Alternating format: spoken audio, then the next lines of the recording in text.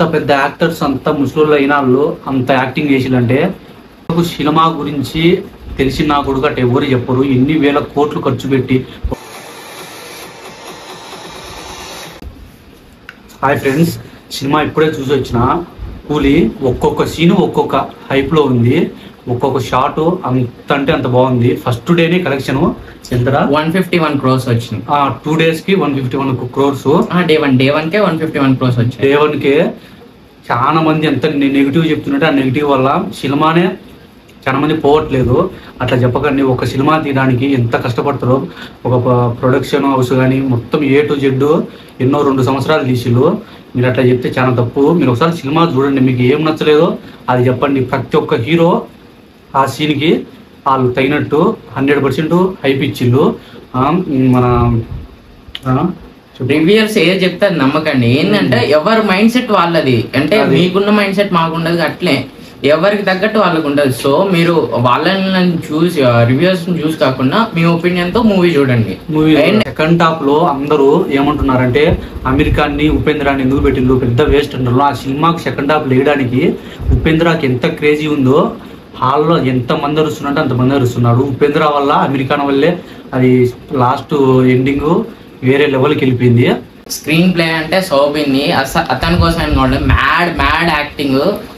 అతను wife role play చేసిన ఆమె కూడా బాగా యాక్ట్ చేశారు. కానీ ఇక్కడ ఒక చిన్న బాధాకరం, ఆ తమిళ వాళ్ళు రజనీకాంత్ వాళ్ళందరూ హిందీ వాళ్ళకు హైప్ లేపుకున్నారు. కానీ అంత పెద్ద హీరో మన రజనీకాంత్ అంటున్నారు, నాగార్జునని అంత దారుణంగా చంపడం అంటే అదొక్కటి బాధ వేస్తుంది. మన తెలుగుడు అయ్యి కొద్దిగా ఒక వేరే లెవెల్కి లేపింటే బాగుంది. కానీ చంపేయడం మటుకు ఆడ డిసప్పాయింట్ కొద్దిగా మన తెలుగు వాళ్ళకు.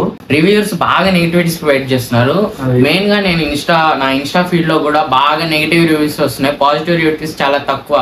అటు నా కొడుకులకు సినిమా గురించి తెలిసిన నా కొడుకు అటు ఎవరు చెప్పరు. ఎన్ని వేల కోట్లు ఖర్చు పెట్టి ఒక సినిమా తీస్తున్నాం అంటే మనం బాగున్నా బాగాలేకపోయినా అందులో మంచి మనం గ్రహించాలి తప్ప కానీ నెగిటివిటీ మటుకు అసలు చేయకూడదు. చాలా పెద్ద తప్పు అది. సినిమా మెయిన్ నెగిటివ్ వచ్చేసేసి ఫ్యాన్ థియరీస్. ఫస్ట్ ట్రైలర్ ఉండదన్నారు, సెకండ్ సైఫై అన్నారు, తర్వాత LCU అన్నారు. ఇన్ని లింకులు పెట్టుకొని ఎక్కువ హోప్స్ పెట్టేసుకొని నెగిటివిటీ బాగా స్ప్రెడ్ చేసేసారు. దానివల్ల ఇప్పుడు సినిమా కూడా అంత చూసే వాళ్ళు కూడా ఇంట్రెస్ట్, రజనీకాంత్ ఫ్యాన్స్ కూడా పోవడం లేదు.